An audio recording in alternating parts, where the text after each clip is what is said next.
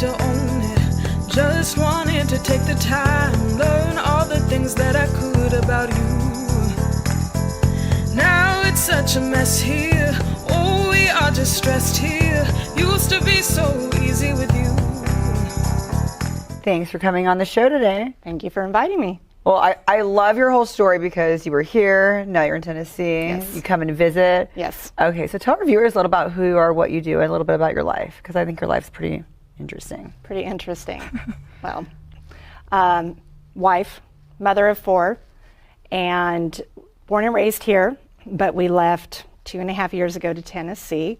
As you said, I'm in town just visiting, and you snatched me up to come on here. But my life really is living at home and taking care of our disabled son, and we have a farm, which is why we left, so that we could get a farm. So we've got all of our animals and just living the life in Tennessee now. So you were a teacher, and then your husband's a doctor. Yes. What is your husband's specialty? Anesthesia. Anesthesiologist, you were a teacher. And so when time did you kind of retire to take care of your kids full time when you knew, like, hey, you had a... When they were born. Okay. So I did, my degree is child development. I was long-term subbing while I was pregnant with our first. And from the time just before he was born, I stopped working, and I've been taking care of kids, raised all of the kids. Excuse me, was a Girl Scout troop leader for 15 years. Wow. So kind of used the teaching background for Girl Scouts. Did for a while at our church early on, took care of the preschool side of the church, so used it there. But mostly from the get-go in '97 became a stay-at-home mom, raising the kids. And then your youngest son's the one that's disabled? Youngest son, third child. Third child. Yeah. Yes, he's the one that's disabled. That's interesting that you were, like, his specialty was childhood development. Yes. It's kind of like, yeah. The irony of it. Yeah, the irony of it. Well, even more the irony of it, when Ethan was born, he was born April of 2000, and about 6 months, I started suspecting something was off. It wasn't where the other kids were. Yeah, something just seemed off. And so the internet was really new at this point. And so I got on because I'd heard about this term called autism when I was studying in school. So I Googled autism in infancy, and there was no information. There was Wow, just in 2000, that's so crazy. Yeah, there was nothing before the age of 2 to 3. And I kept looking, and I was getting frustrated by it because I really kind of thought that's what was going on. Mm-hmm. And so we ended up, he was 6 months. It wasn't until he was at 2, I finally got somebody to say, have you heard of autism? It's possible he might have that. And I was like, thank you, finally, after all of these tests that we've been doing and doctors we've been going to trying to find out what was wrong. And finally at age 3, they officially diagnosed him. They didn't like to diagnose them earlier than 3. I don't know if they do now at an earlier age, but back at that time, they didn't want to do it earlier than 3. Wow. And so then you were kind of like, this is going to be full-time care, or did he go to school? Tell us a little bit about his education. So he actually grew up going through the whole Clovis Unified system because we noticed delays in him at 15 months. I had a dear friend who's an occupational therapist who lived 2 blocks away. She immediately got us hooked up and got him evaluated. We got into the early start program that was through Clovis Unified. As soon as he turned 3, he qualified to move into their special preschool, and he went all the way through until we moved. Even after he graduated, there's an adult program in Clovis Unified that he went over to it at the adult school, and so he was attending there at the time of our move. So they age out at 22. Fortunately, when we got to Tennessee, it was the same rule. So he was able to go to school for a little over a year in Tennessee and then aged out at 22. And then that's when it gets difficult. Is it when they age out, then you have to be full-time 100% of the time? When they age out, it gets difficult. I had mentioned to you, it's a little more difficult in Tennessee versus if we'd stayed in California. So that's become the big challenge is, and because we left everybody, I don't have that extra help. The network of The that you network, had. exactly, the network we had. Well, okay, so then what happens when they become adults? Because if he had a structure every day of going to school, I'm sure Yes. he enjoyed that. Yes. So now, how do you Yes. fulfill that? That is a problem. So that's what you're trying to figure out. This is a child starting at age 3 was going to school. That was his routine, getting up in the morning, getting on the bus, going to school all day. And routine is important when you have those challenges. Routine is very important. And it was like hitting a wall. The original thought would be, okay, we get him a job. Great, but he requires somebody constantly there. He's prompt dependent. And the state programs, they'll get you a job coach to get you started with your job, and then they pull back. Ethan would require somebody to constantly be there, and that's just not something they have. So that option of getting a job was no longer an option. And then you had him in sports here as well. He was doing here, he started, I think when he was 11 or 12, playing baseball with the Grizzlies. They have a special team called the Junior Grizzlies. And it was kind of fortuitous that when we got to Tennessee, we happened to go to this, knowing that he was getting ready to age out. There was a night to go and learn about what options there were for him. And our nearest town, the community center, was actually starting up for the first time a baseball league. Oh, that's cool. And we're like, oh, this is great, because he loved baseball in California. So we signed him up, and because it was so well received, they decided to do fall ball as well. Oh, good. Okay. So we just actually finished our second year of having both spring and fall ball. And it's all ages. The youngest is 3. The oldest, who's actually on our team, is in his 60s. Wow. Yeah. It's all ages. It's great. So that's something that gets him motivated and excited Yes. and socialization. So he's not just depressed and isolated. Yes. He does like his baseball. So what are the, I know you've mentioned some cool stuff that you're working on to get the community more together, because like you said, it's very isolating being at home with your special needs child. For both of you, it's kind of like, what do we do? Well, it's more, the bigger concern is the isolation when they become an adult. And it was one thing when we were here because we already had a community, but then you move somewhere, it's very easy to become, it's already easy to become isolated as a special needs parent as it is, if you don't reach out to the community. And everybody has different difficulties that they deal with. But then when you move to a whole, another state. Now you're on a farm. And I'm on a farm. I don't have a neighborhood. I don't have, anybody close by. Exactly. It's different challenges and different routines, different location. So it's just trying to come up with, how do we meet people? The baseball league is actually sponsored by a church in town that we found out has a special needs for adults, because you can usually find stuff for kids. It's finding stuff for adults. Bible study. And so that's on Sundays. And starting this year, they've added a Wednesday night Bible study. So we're slowly starting to get out and meeting more people. Most of them have Down syndrome. I think Ethan's the only one in that group with autism. Oh, okay. So different challenges that we're dealing with. His baseball group, he's probably, except for the 60-something-year-old, he's probably the oldest on the team. All the other kids are still school age and in school. So we're in a different age that we're dealing with. So I got to thinking, there's got to be others out there like me. I'm sure, yeah. Exactly. And, right now we should be empty nesters. Our kids are 21 to 26. And all of your kids are well accomplished. Like, I'll point that out. Your daughters are doing some great things. Yeah, they are. They've been in school. My other son stayed here. But here I've got a 23-year-old who it requires 24/7 care. So I started saying, what if we did something called the Not So Empty Nest? Because we should be empty nesters, but we're not. And I started kind of toying with the idea, because there's got to be others out there. And I was telling you before the show, we were in Savannah this summer, and we had an Uber driver and got to talking to her. And it turns out she's in the same situation, that she has a disabled child that requires 24/7 care. Wow.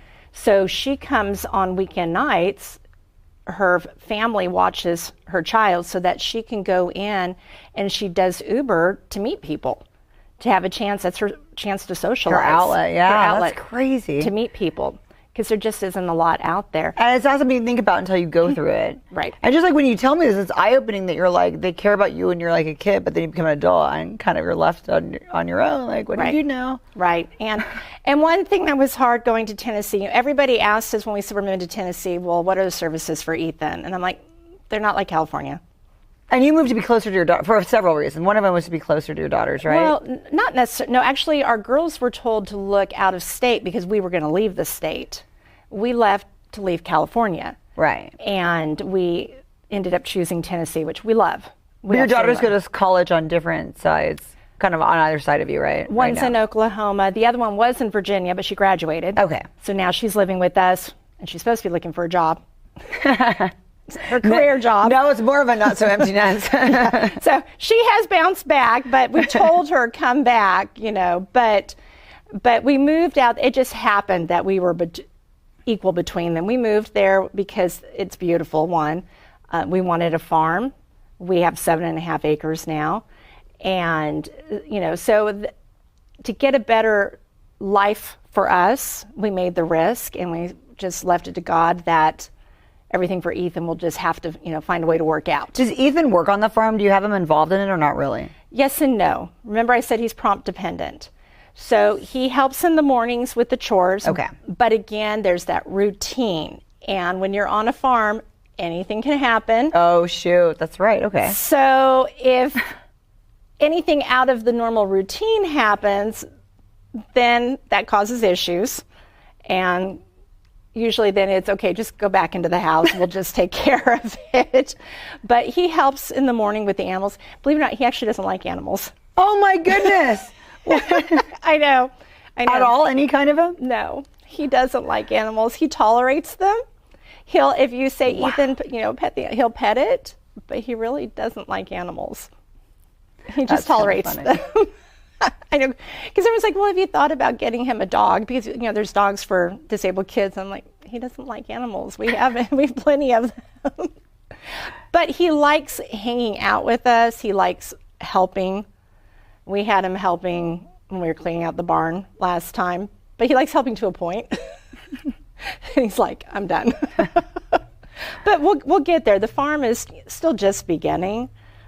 We'd like to get going a flower part of the farm, and so planting flowers and working with crops and stuff. So maybe that might be his calling, since it's not animals. Have you ever thought about getting other disabled kids on the farm to help with them, so then it would be like a social thing? The thing that's really hard is because I am with a disabled child all day. You don't want to be around others. I want a break. That's what most people say. They even people with children, they're like, we love our own, we don't want to be around other people's kids. So I get that. I totally understand that. I want a break. And I totally feel for other moms with special needs, but there's just times that I'm like, I just want to have moms that don't have that, just to be able to talk to, so I can escape from it. That makes a lot of sense. Yeah. But this podcast seems really cool, to the not so empty nesters. Well, we could see, and it could, and it could grow from that, because it's not just, our situation is it's a disabled adult child, but for some people, it could be an elderly parent. And that's a bit, we have talked a lot about that on this show, about that's a huge thing. And this is like, like you said, do you think you're retired or you're not? And you're dealing with all these challenges. Right. And, and it can, you could even have a child that's perfectly fine and some horrible accident happens. And now suddenly you're a caretaker for them. There's a lot of people, I believe that it's a community out there, but we're all in our homes to ourselves, and just trying to get by. That's why when the COVID shutdown happened, it was really hard. Gosh. And then the way it affected Ethan and all those kids, because they couldn't go to school, they lost their routine, and trying to do it online, Ethan just sat at the laptop and giggled. It's not the same as being. Not at all. And we don't even like that. So to have those challenges and it's wow. Yeah. And and then we didn't get our outlets either to go out and to be able to escape. So it's hard. If you haven't walked in it or don't know someone personally to have seen them walk in it, it's hard to understand. So what's the future like then for Ethan? The future, we want to keep him with us as long as we can. The siblings, it's already been laid out when we can no longer care for him, what their expectations are. Wow. Working with him. What do they say about all this? They love their brother. They're down for all the everything that lays out. They don't mind. It was very interesting. My youngest daughter has a steady relationship, but she wasn't ready to fully commit until the boyfriend came and met Ethan and she saw how he was with her brother, because that was very important to her. Oh, that's so sweet. To know that, because her brother's important to her. So it's, unfortunately, we feel bad that we feel like it's going to be a burden on the kids, but it's a burden they're willing to take because they love their brother. And that's good. If they understand that now, I think that when the time comes, they'll be ready to. Yeah.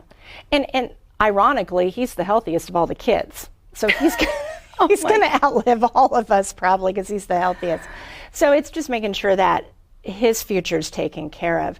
I upped my life insurance this year because what I had before, everything has gone up so much in cost. I'm like, we need more life insurance because even if something happens to me, my husband needs somebody to take care of Ethan when he's at work. Exactly. Yeah. That's, wow. So you just have to think long term for him too. You can't just think you and your husband. Now you have another person you have to think about in the equation. And then I know you want him to live with you, but have you ever thought of having other people come in to take care of him, or is that kind of a... It's not really an option. It's really, he wants to go out. He's bored at home. He wants to go out. He had a great time. We went to the zoo today. We went to the zoo. We hadn't been to the zoo. Even though he hates animals. Right. He doesn't, let me rephrase that.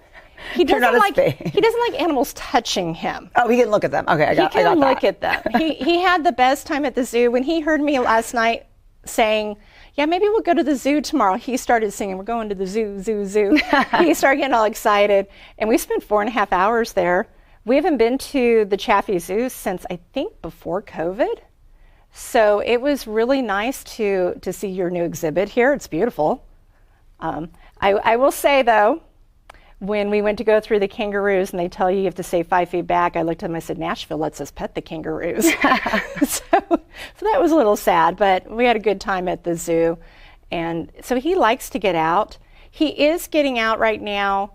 The one service we do have is he's getting 3 times a week for 3 hours. He's got somebody who takes him out into the community. That's good.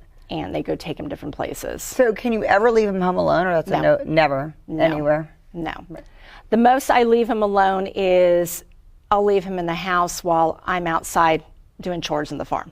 You're just you're present, but you're not, okay. I'm there. He knows we're there, but no, he cannot be left. He doesn't understand danger to a point that if something happened, to be able to get himself out of that situation.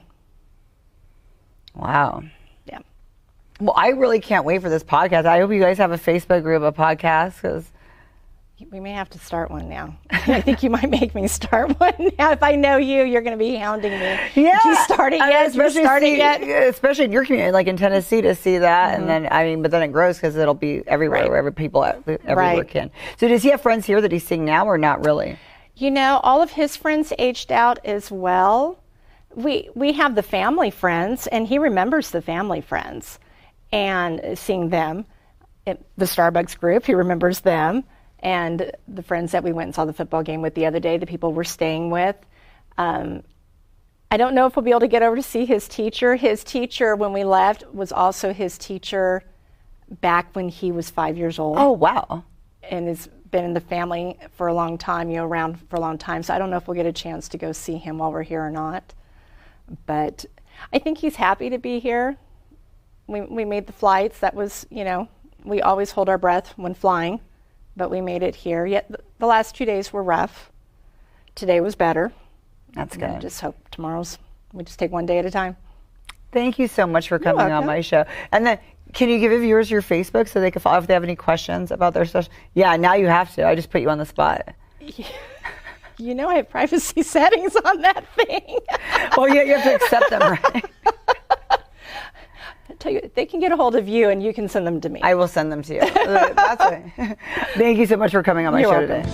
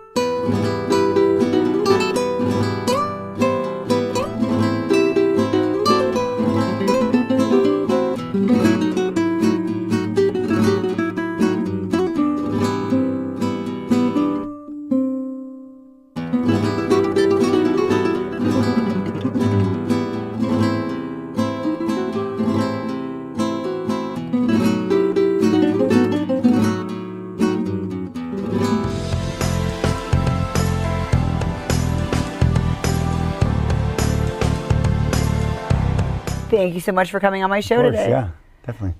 Okay, so tell our viewers who you are and like you have this place. We're both in the fitness industry. Yes. So my name is Richard Lazaro. I'm the owner and operator of Nemesis Sports Academy. I'm also the CEO of Nemesis Student Athletes, which is our 501c3 that we run through Nemesis Sports Academy. And we're located in Clovis, California. So, yeah. And how long have you been have you had that? It's been a while. Yeah, so Nemesis Sports Academy has been around since 2014. And before that, I was kind of just doing like sub training at different gyms and stuff like that. So I've been in the fitness industry then since I graduated high school, essentially. So I started coaching strength training at one of the high schools in town directly the year after I graduated. And been doing it since, so it's been quite a while. So yeah. How did COVID hit you? That must have been. Yeah, so COVID was interesting. You know, luckily we had a really good landlord. They paused like any payments in terms of like rental and leasing and stuff. So they kind of paused it, and we didn't have to like pay up front or pay during that time, I guess, So it kind of helped out a lot, so because obviously we had to shut the gym down and everything. Yeah. So, but we got through it, and I think actually we came back pretty strong afterwards because everyone was just eager to get back into the gym. And a big part of our gym is not only do we provide classes like boot camps and strength training classes for the everyday individual like yourself, or myself or any adult, we cater to the student athlete population. So we work with a lot of the schools. So like specifically like Buchanan High, we train their football program, their wrestling program. We do their cheer and dance programs. So whether that's them coming to the gym or I go on a campus and train them in their weight room. So we got a influx of teams and athletes coming in like right after COVID started to lift. Everyone was just eager to get back in the gym and get going, back on a routine like that. So I think we came back pretty strong. I know some gyms unfortunately didn't make it through that. So I think we're one of the fortunate ones. So we're pretty blessed in that way. And you specialize in like sports and strength. So it's like almost you specialize in education too. Besides just training people, you educate people. Yes, of course. Yeah, definitely. And I educate. I mean, as instructors, we're educating ourselves all the time because things are evolving, and the level of competition is just always increasing. So we always have to keep ourselves educated and in the forefront of like anything that might come out, any knowledge, anything that may be beneficial to these athletes and what they're doing. And it's not like back in the day where it was just kind of you just do one training and that would suffice. It's like in football, you have your quarterback. He has like a personal quarterback development trainer. He has like a strength trainer. He has like he has like 3 to 4 different kind of trainers that specializes in specific areas that help his game become one, right? So we always have to keep keeping up on our knowledge as well too. So yeah. And so I know we're going to take a little turn here, but Yeah. you've had some crazy challenges lately, Yes, and yeah. very rare, unique challenges I've never heard of before. Yeah. So can you tell our viewers about your twins? Yes, of course. Me and my wife gave birth to our twins Riker and Beckham about 4.5 weeks ago. We were very excited because my wife always wanted to have twins, and specifically boys. Does that run in the family? So who had the twins? My wife has sisters that are twins. Oh, yeah. okay. So she, it was kind of that thing we knew, like, well, she even knew either it was going to be her or one of her sisters were going to have them. And we have 3 kids to begin with, so we were gonna, and my oldest is a boy, and the next 2 are girls. So we were like, well, let's try for one more boy, and we'll stop at 4. And we were blessed with twins, boys. So that was exciting. The unfortunate part of it is a lot of that excitement got overshadowed when they were born. So they were born on September 24th. It was a Sunday. And, right off the bat, we kind of knew something was wrong because right when we came out of labor room into the recovery room, Riker was having respiratory condition issues. So his breathing was kind of out of control, and it was hindering his eating and so on. And so he went directly to the NICU. Now Beckham ended up going to the NICU 3 days later as well, and that was more so, his eating, and it just wasn't he wasn't eating as much as he was supposed to be, I guess. So he went in for that, but Riker went in for his breathing. So And that often happens with twins. It does, yeah. My sister had twins, and I remember it was very when they were born, it's all this and care. Typically, twins are born very, very, their weight's 3 or 4 pounds. They're both 5 pounds, 5 ounces. So it actually wasn't bad. Yeah, that's so, actually it was really good. Yeah, really good. So, so they went in for, other issues. So we got discharged 4 days after birth. The twins both stayed at the hospital. Riker stayed for another week. And then Beckham came home almost 2 weeks later. So Riker, when he was in the NICU, after we got discharged, the day that he was getting discharged to come home with us, we found out that his screening tested positive for SMA, which is spinal muscular atrophy. And even with me saying that, I don't know if you're familiar with that or even heard of it. I never did, so I kind of just that I was nonchalant, I just didn't know what it was. Just kind of didn't register, I didn't have an emotion yet. So the doctor's trying to explain to me what it was while she simultaneously handed me this form of what it was.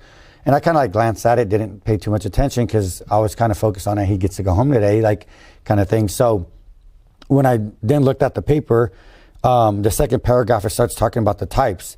And the first type was listed, and it said type 1 typically becomes symptomatic from birth to 6 months of age.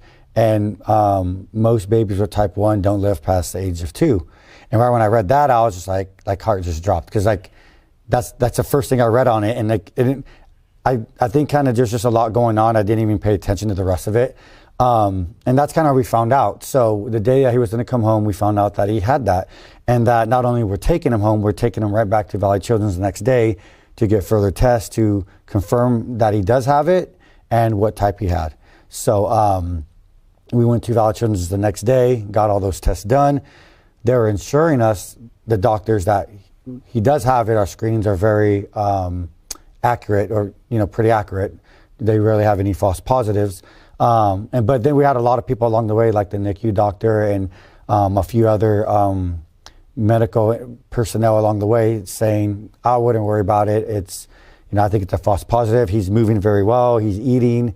And they're saying all this stuff, and it was keeping us hopeful. The only thing is he wasn't symptomatic yet. So that's why him moving and eating and doing everything at that moment, but doesn't necessarily mean he doesn't have it, because he could become symptomatic up until the age of 6 months. So when we went to Valley Children's, we got tested, and about 4 days later, they gave us a call and said, yeah, he has it, and it's type 1. So it's a very rare, I think Valley Children said they only had 2 to 3 with type 1 that they've been working with. The type 2, 3, and 4 are more common.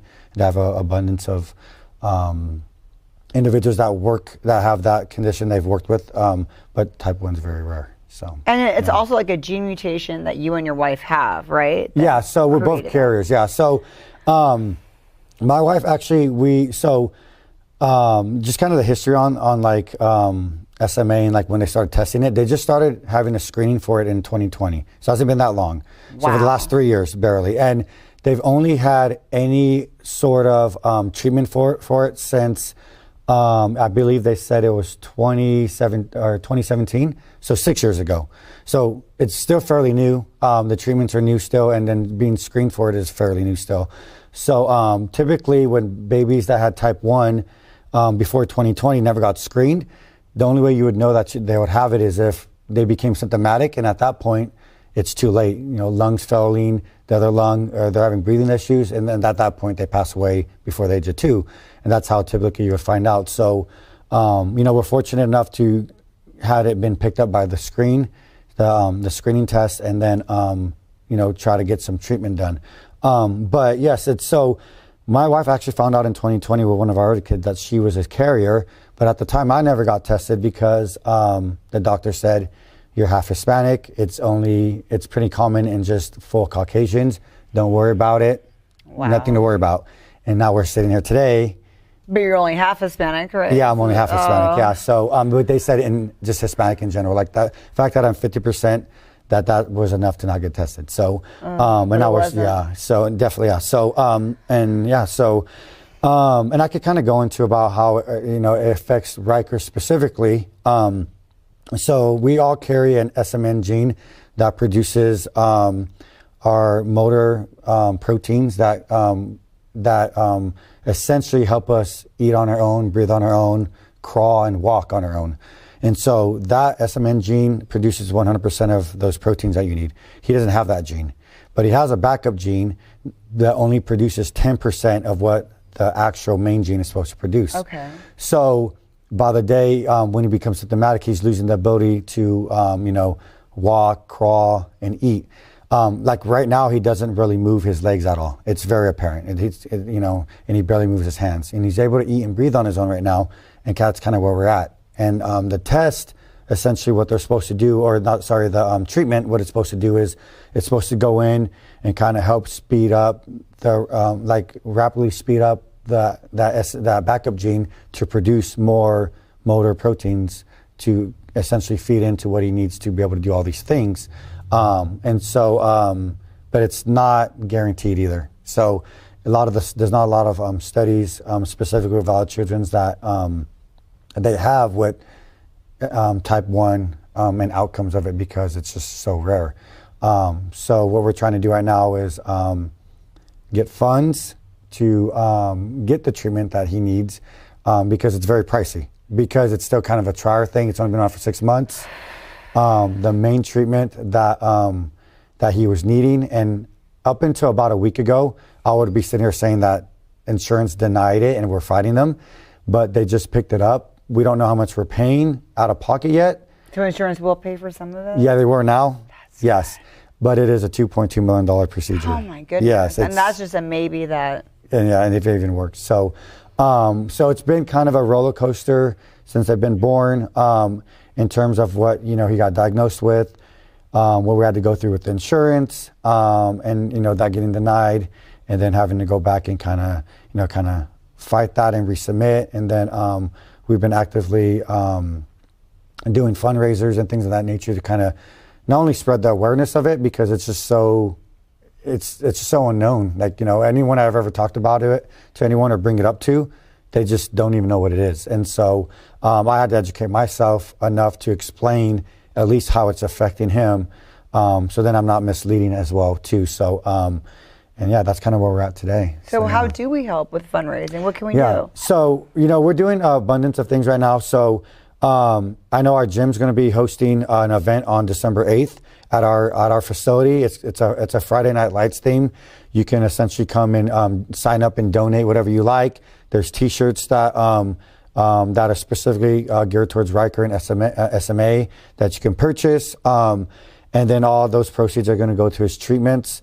And then there's a link that you can just visit our Instagram page or Facebook pages, Nemesis Sports Academy, or .com on our webpage to sign up or to get more information. So that's a big event that we're doing right now that's coming up. But we also have a GoFundMe that was started by a close friend that's circulating right now. That can be also found in our links and our bios on all our social medias.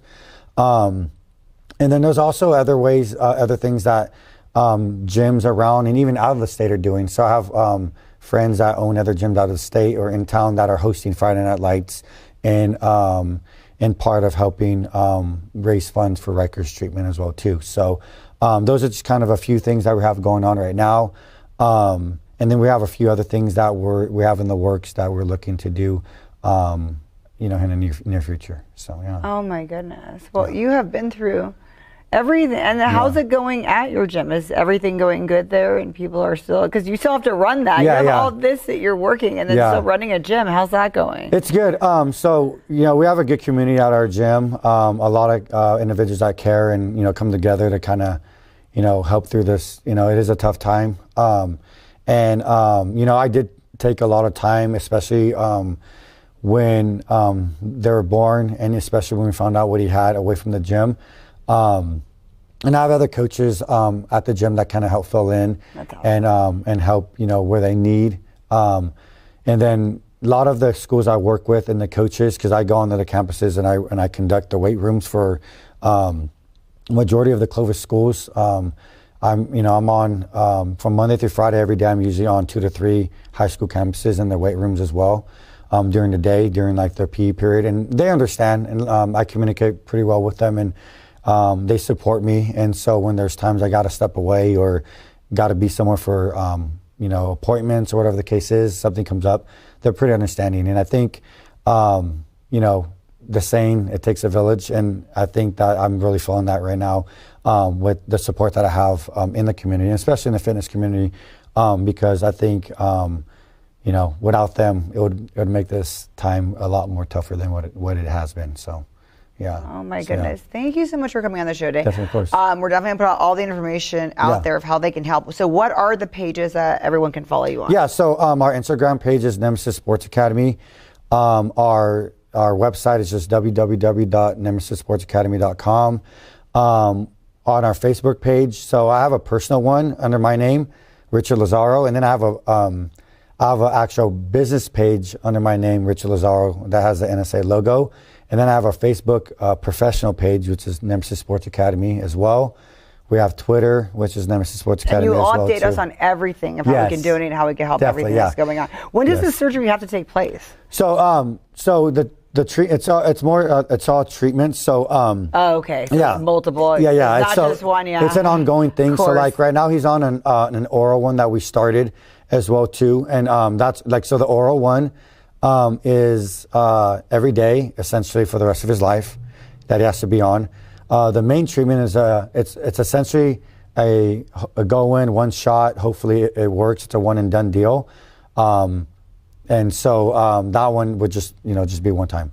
But the other treatment that we started with him is every day, pretty much for the rest of his life. So, but that's ongoing, yeah. So, and then he has lab works that we have to do, once or twice a week, because the medicine is very powerful and it along the way can damage his lungs as well and his liver. To help one thing damages another thing. Exactly, yeah. So, but what we're looking at right now is life, and having the ability for him to experience life in general, and whether that looks like slightly past 2 or 5 years, 10 years, it's just so unknown. But what we do know is that he hasn't experienced any life, and we want to give him every opportunity to be able to experience that. So that's what we're focused on right now. Oh, for sure. So December 8th is the Friday Night Lights. Yeah, Friday Night Lights. Yeah, and you can find that, like I said, on our pages. And that'll be great to go and just check out the place too. Yeah. I'll definitely come out. That'll be fun. Yeah, of course. And everyone's welcome to come, of all ages. It's very kid friendly. We'll have like a bunch of like food trucks out there and stuff like that. The workouts will be very generalized for every level. Even if you've never walked into a traditional like strength and conditioning gym, that's like outside the walls of like maybe like a GB3 gym or something like that. So very, very scalable to all levels. So yeah. And what did the doctor, I'm sure you asked, your other 4 children do not have any of this. Like you were kind of like, why does this child have this? What did they say about that, the odds of why this child I haven't specifically asked that question, like generalized to them. I think there's just been a lot of other ones that I was more focused on, like, is he going to be able to walk on his own? Right. That kind of thing. And, his twin, Beckham, they're fraternal. So if they were identical, he would have the same condition right now. And then our oldest son, because it is common in boys as well too, we're actually getting him tested right now just in case, because the reality of it is could he have it? Maybe. We obviously would know it's not type 1 because he's 4. Right. Okay. But he could still be type 2, 3, or 4 because type 2 won't hit you until 8 or 9. And they might carry the gene as well. Something they all have to be when they want to have children. Exactly. Okay. Yeah. And so and all like the other stages hit you in just different areas of your life.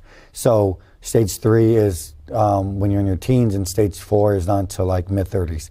So just because he's not symptomatic to it now doesn't mean he can't be. So we're just being cautious. I'm even actually going to get tested just to kind of see specifically what I have and how that can affect generations down the road and things of that nature. So yeah,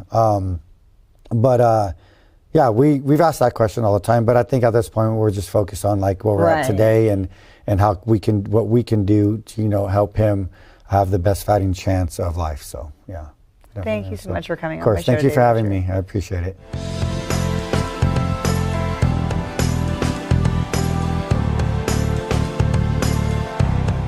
Thanks for coming on the show today. You're welcome. Okay, so you're like a scientist. This seems really cool.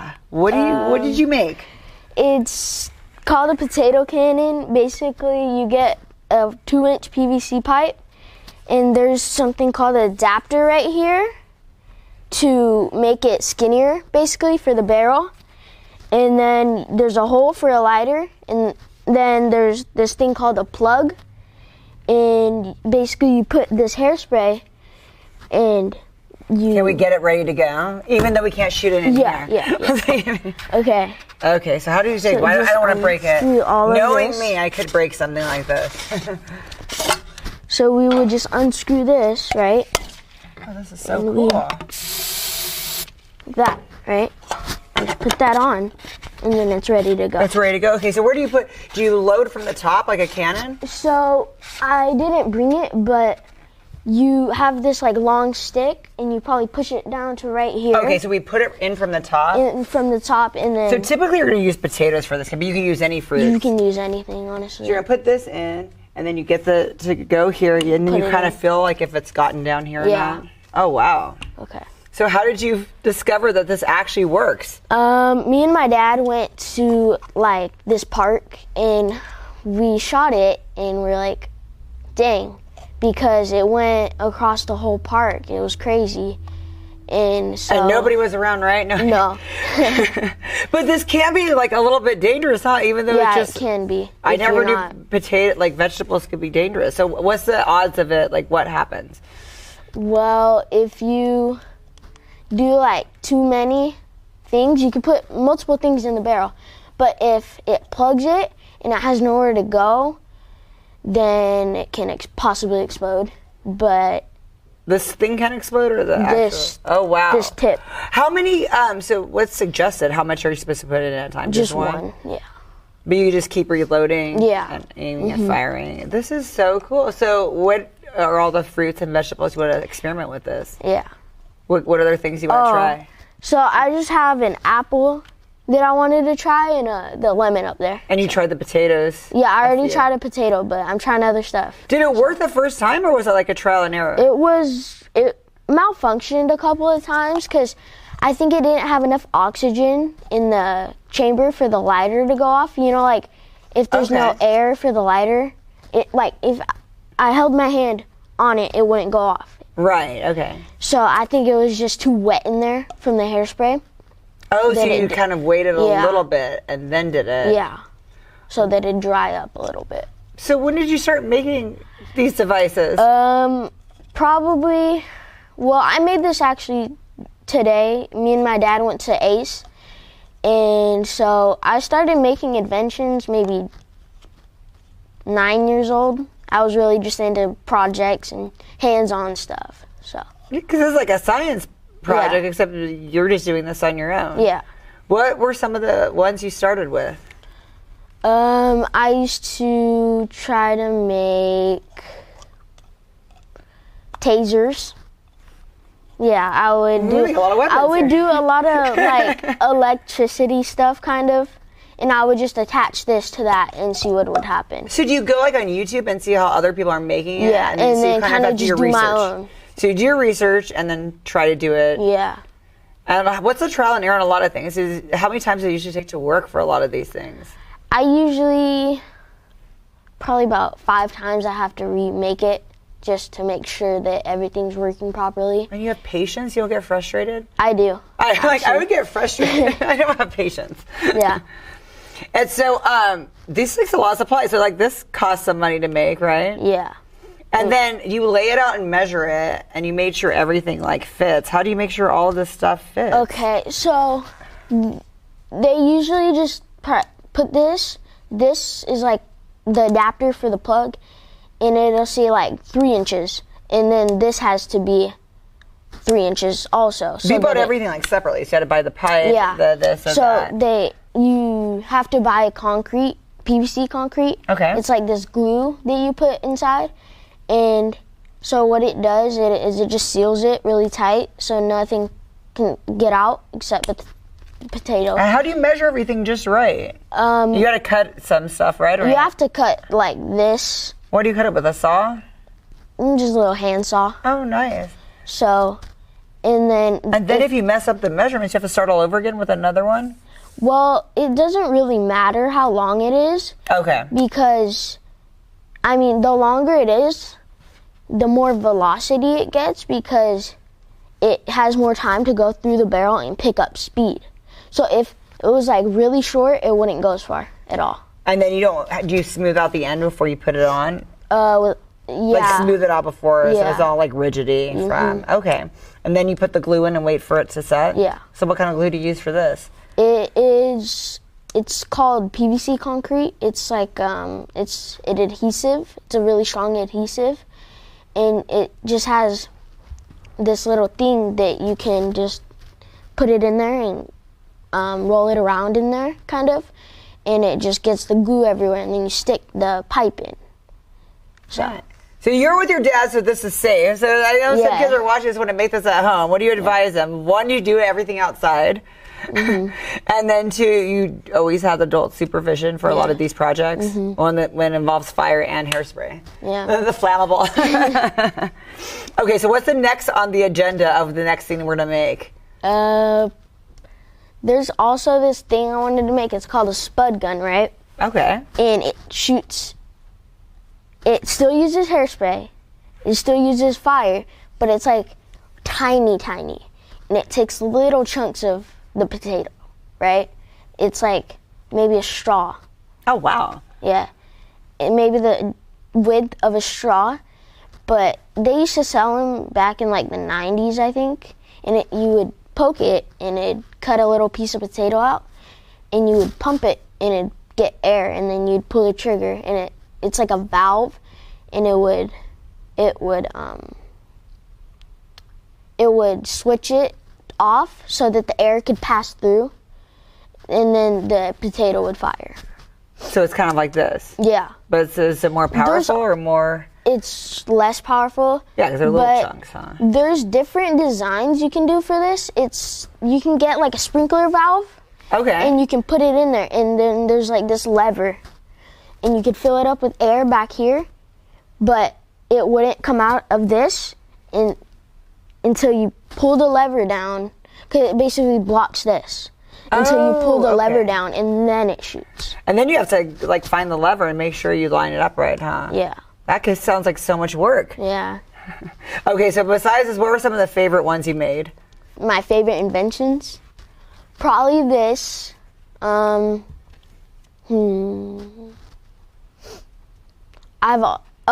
made bows in my backyard. I've made makeshift like crossbows.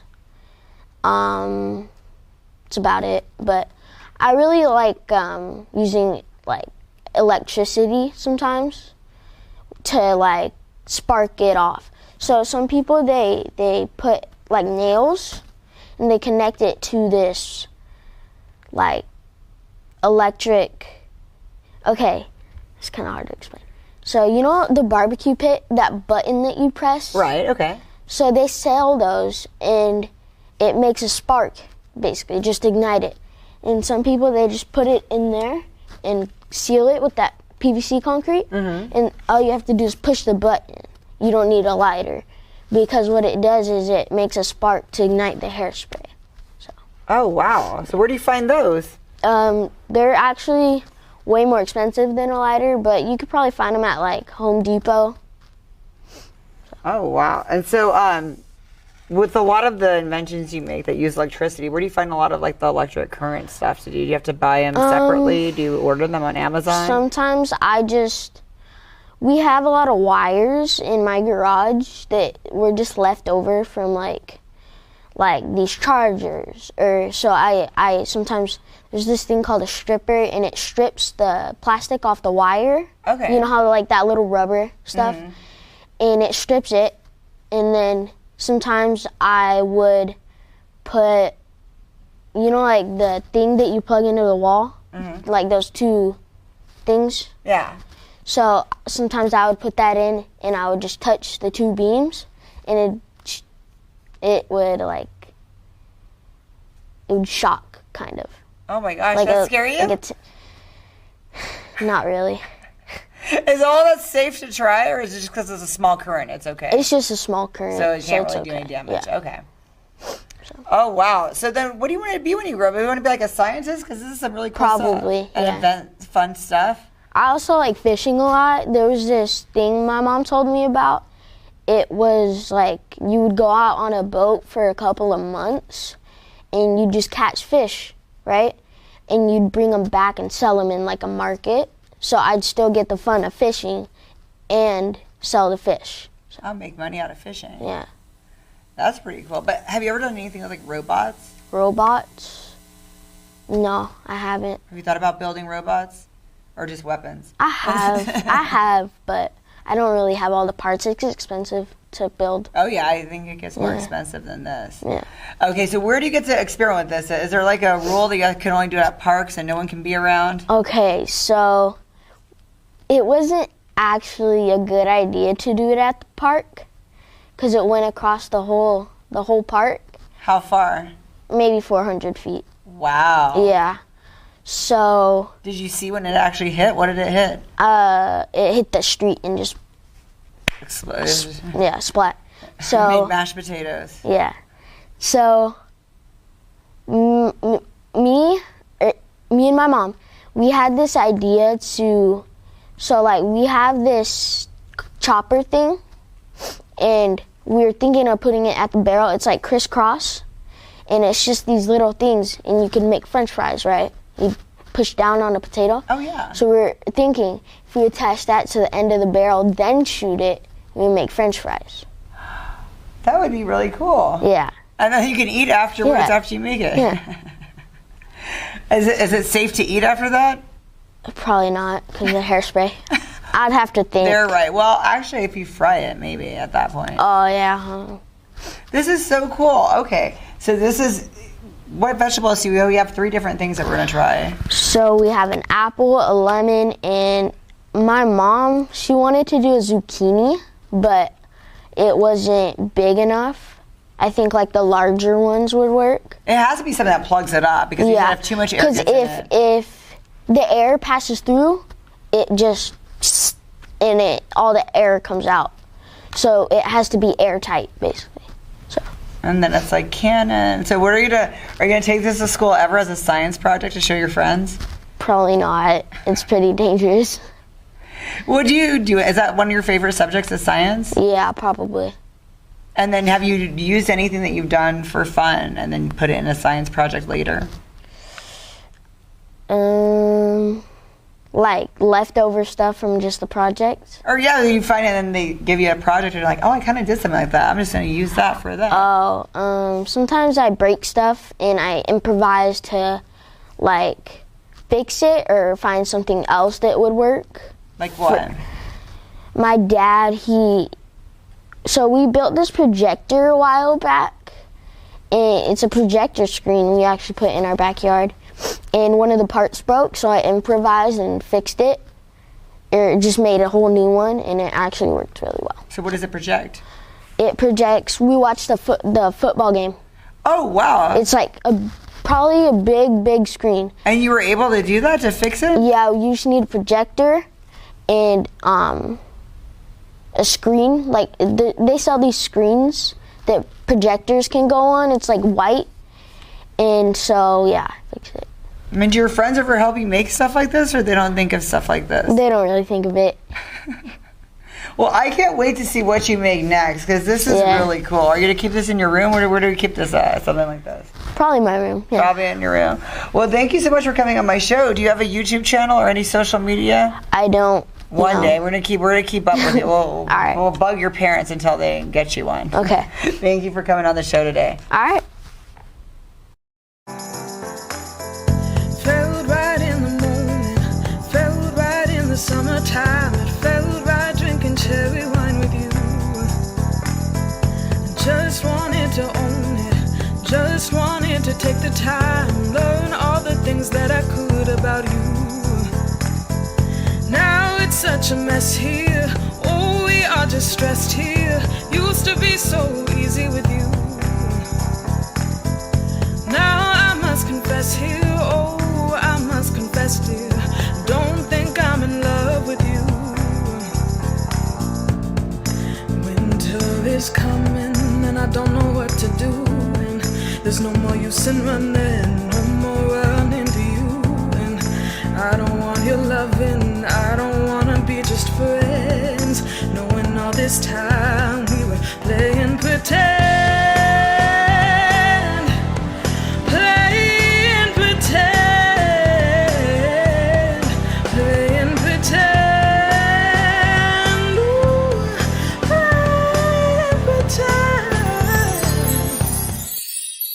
It's a mystery. Hi, I'm Sparkle Sujin, and I am the host of the Everything Sparkle Show. I would like to invite you to come and hang out with me every Thursday at 4 p.m. Pacific Time, 7 p.m. Eastern, as I interview the world one guest at a time. Everything Sparkle is available on Roku, Apple TV, Amazon Fire TV, Facebook, YouTube, Twitch, Twitter, and CMAC.tv. Plus, if you're in the Central California area, you can watch on Comcast Xfinity Channel 93 or AT&T UVerse Channel 99. Hope to see you there.